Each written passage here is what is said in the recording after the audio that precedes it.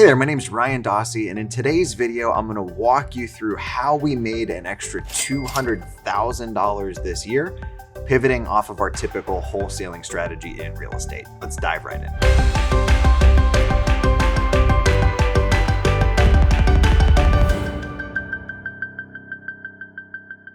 So if you're new to the channel or you haven't necessarily followed me for a really long time, we've kind of operated under the slogan like keep the best, wholesale the rest. It's kind of transitioned more into like keep the best, wholesale, flip, or owner finance the rest. Effectively, as we get opportunities to buy houses, we're simply looking at what makes the most sense on that particular deal. Now, I've done some videos in the past where I kind of talk about like how I decide what to do with what deal, but there's really not a hard and fast rule. Sometimes it's like we have private lenders we need to keep busy and this deal makes sense to flip. Other times it's like, hey, we've got a lot of cash out. It'd be nice for a quick win. Let's just wholesale this one. And then other times it's like, we want to keep this one. We really believe in this area and where it's going. So it's kind of a fluid thing. But one of the pivots we've made this year is we've started to actually take down a lot more of the deals that in the past we were trying to wholesale. If I'm being just totally blunt, we've made over $200,000 this year taking down properties that we tried to wholesale and couldn't find a buyer for. Now, it could have been a situation of like the market, timing, the project, but the fact of the matter is our approach has always been we try to negotiate such a good deal that even if it's not a place we want, it still makes sense for us to buy it. Now, that doesn't mean we're going to buy it, flip the whole thing, and resell it. It might be as simple as we're going to buy it, gut it, clean it out, take good pictures, throw it on the market, and let somebody else buy it there. But I feel like a lot of wholesalers make the mistake of wholesaling is their only option. They might have a great deal on the table, and if their buyer walks, they don't have another option. They might have a property with just stupid spreads on it that they have to go back to the seller and be like, hey, I can't buy your house because somebody fell through somewhere.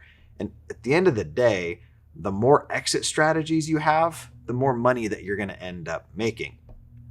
I'm kind of a believer in that if you're going to wholesale, your like operating standpoint should be we negotiate such good deals that even if we can't find somebody else to buy this thing, we're going to take it down and do it ourselves.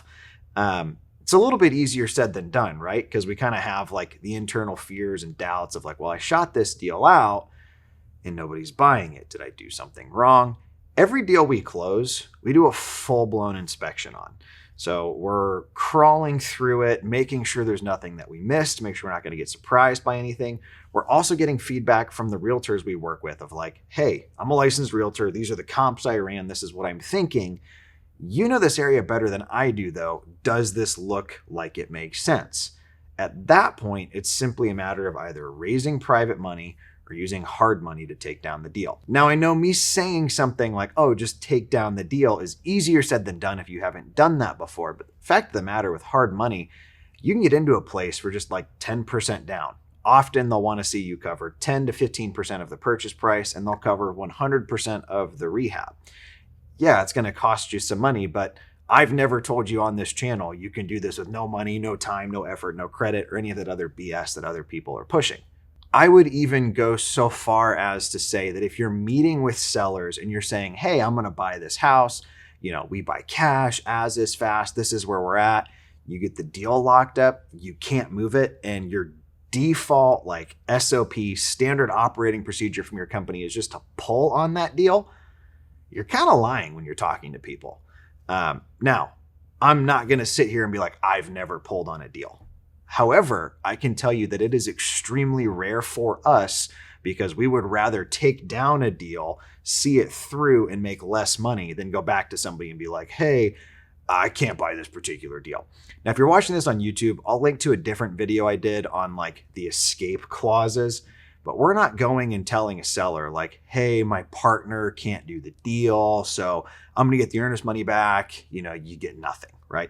While we're on that note, if you're not in a position to take down deals, you need to be brutally clear with sellers that while you're under contract with them, they should not buy a new car, go look for a new house, move their stuff out into storage. Like, don't do anything. Even though we're set up to close on deals, that's how we explain it. Hey, look, we've got this period of like a week to 2 weeks where we're going to do an inspection and we're going to make sure that this deal makes sense for us. This is not a done deal until that time frame is up. I've heard horror stories of like sellers in foreclosure that think this wholesaler is going to help them out, who pulls and they lose the house. Our goal at the end of the day is every single person we interact with ends up better off having met us than worse off. If you're going under contract with people and just pulling because you can't find a buyer, A, work on building out your buyers list. B, make sure you're actually getting good deals. Like, don't underestimate repairs and overestimate what something is worth. You shouldn't have to fudge numbers to make it look like it works. But like C, you also might want to start to add in multiple exit strategies. I heard an interesting flip on our phrase from somebody who arguably does more real estate than I do. And that is, they wholesale the best and they keep, flip, or owner finance the rest. They said making that pivot has made them infinitely more money because the super pretty house, everybody wants it. The one that needs a massive remodel, there's fewer people that are in the market for that. Now, one thing I do want to note on this, when we're going under contract on a place and doing that inspection, we will retrade if we find things that we weren't expecting.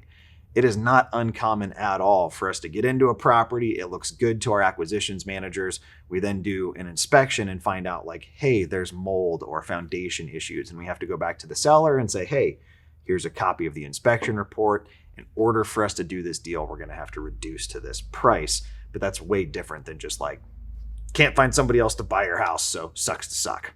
So at the end of the day, if I've netted multi-six figures, my goal used to be just if I could make 6 figures a year, that'd be great. We've done that a couple times over this year, just taking down stuff other people didn't want. You might want to consider looking into how to take down deals yourself. The fact of the matter is, people with cash right now don't really want to put it into the stock market because that's not going great. I've got like an IRA that's in an auto trader through Betterment that I think is down like 27% year to date. They're totally thrilled right now to get 6, 7, 8, 9% backed by a hard asset. If you truly are getting good deals, that should be the angle that you're going. Now, when I was starting out, like I didn't have the cash to close on deals, but we wholesaled a couple properties, took all of that cash. We didn't go buy a Rolex or do something dumb with it. And then we took that cash and went and used it as a down payment on a loan with a local community bank on our first 2 rentals. You shouldn't just be wholesaling and that's all you're doing. Like, same thing with the guys that coach or have other companies. Like, you should be wholesaling or flipping to do something, whether that's buying rentals, whether that's funding deals for other people. Like, it should be used as fuel for the fire. The fact of the matter is, in a market like now, when people have cold feet, everybody loves to throw out the like, oh, be fearful when others are greedy, be greedy when others are fearful. Like, now is that time where if you believe in the deals you're getting, you understand your market, and you have solid margins, you can make a killing by taking down deals when other people are like, let's just wait this out. Andy Frizzell in a recent podcast mentioned that they did that with First Form in 2008. We were headed into a recession back then, and he said that all of their competitors were kind of like, let's just pause, wait this out, and kind of see how things go.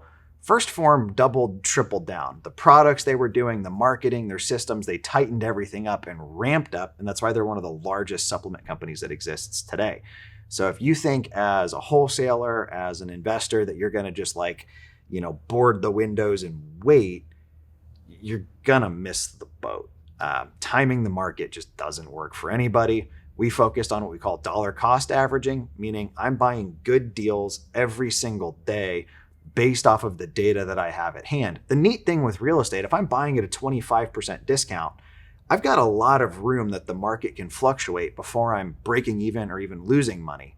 Can't do that in stocks or crypto right now. If I buy crypto right now and it drops 1%, well, I'm down 1%. Hopefully today's video inspires you guys to maybe take a deal further through the process than you have.